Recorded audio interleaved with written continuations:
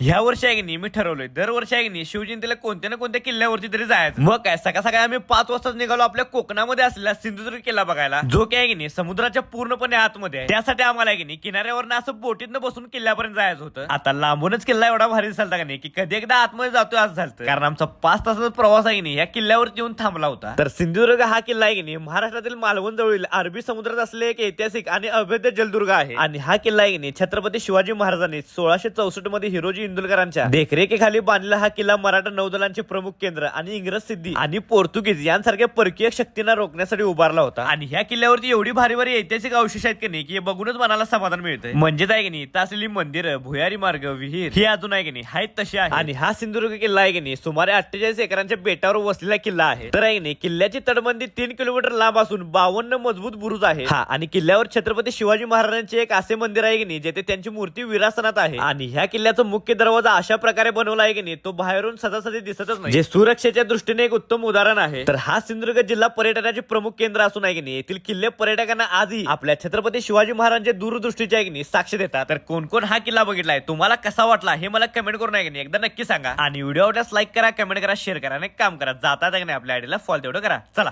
Jai Shivray.